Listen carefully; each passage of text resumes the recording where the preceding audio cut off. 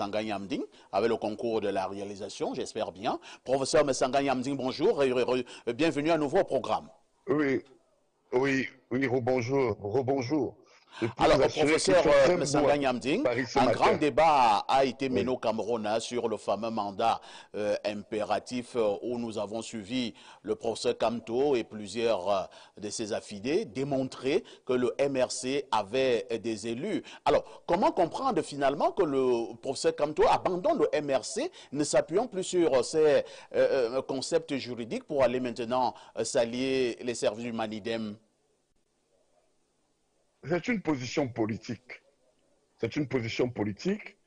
Et d'ailleurs, lorsque nous avons suivi le discours du professeur Kamto à la place de la République, il a dit ceci, je cite, il n'y a pas d'obstacle à ma candidature.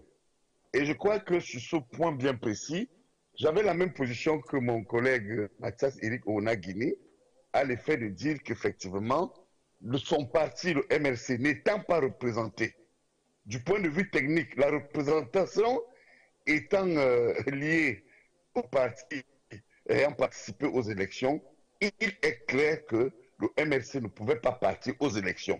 Je crois d'ailleurs que nous avons épilogué là-dessus et ma position avec certains juristes et politologues sur ce point bien précis, qui était aussi celle du professeur Mathias Eric Onagini, était d'expliquer que, en réalité, le mandat, la nullité du mandat impératif protégeait d'abord les juges. C'est clair, c'est un débat dépassé.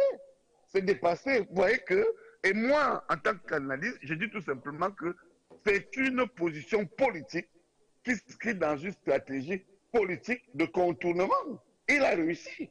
Maintenant, est-ce qu'aujourd'hui, sa candidature est recevable? J'ai produit un texte rigoureux du point de vue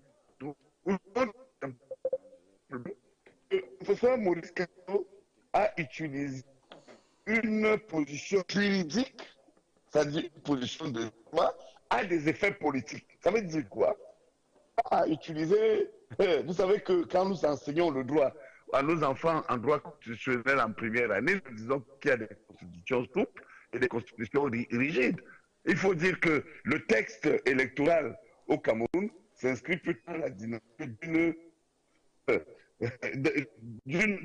d'une normativité, je dirais, souple et contournée juridiquement à des effets politiques. Et là, sur ce point, je voudrais terminer pour simplement vous dire que il a réussi à se faire investir par un texte électoral qui est très souple, hein, parce qu'en la matière, je voudrais quand même le dire sous le contrôle de nombreux collègues universitaires qui m'écoutent, vous savez qu'en matière électorale, il y a deux lois qui font autorité. En réalité, la Constitution et la loi électorale qu'on appelle classiquement le code électoral. Alors, si vous visitez l'article 121, il a eu ce qu'on appelle un mandat. Parce que la notion de représentation, qu'on dit parti représenté, clairement, parce que je parle pour les auditeurs, pour simplifier la complexité, c'est le mandat.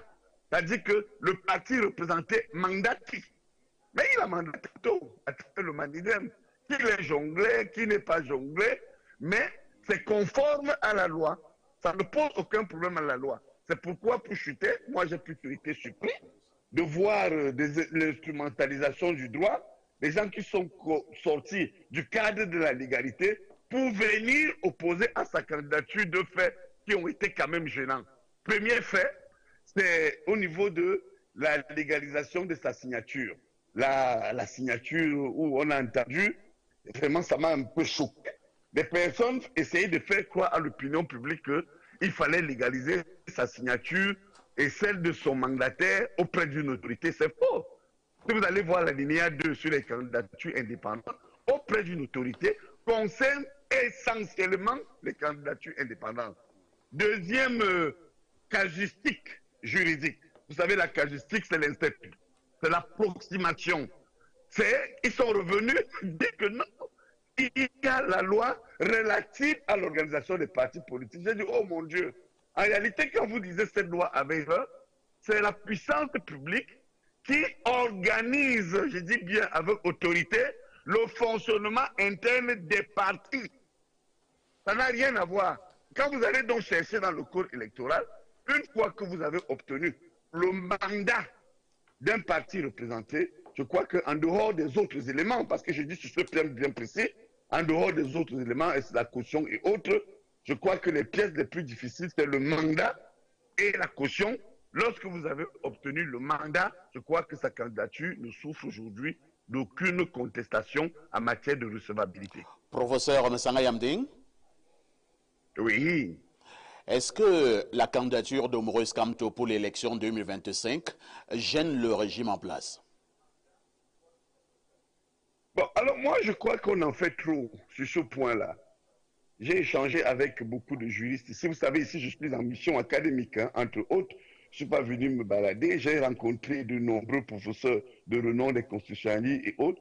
Moi, je crois que c'est une... Ils en font trop, de toute façon, pour moi, avec cette candidature de M. Kamto. Vous savez que lorsque vous commencez par trop persécuter ou donner l'impression que on a développé, du moins certains, et ça je l'assume, ont développé une kamtophobie. Je dis bien une kamtophobie inacceptable. Regardez lorsqu'il rentre de France. Et la messe, je ne suis pas proche du MRC et je ne suis pas proche de M. Kamto. Mais vous savez, nous autres biaïstes, avons été toujours intègres. Ça nous dit de la subjectivité.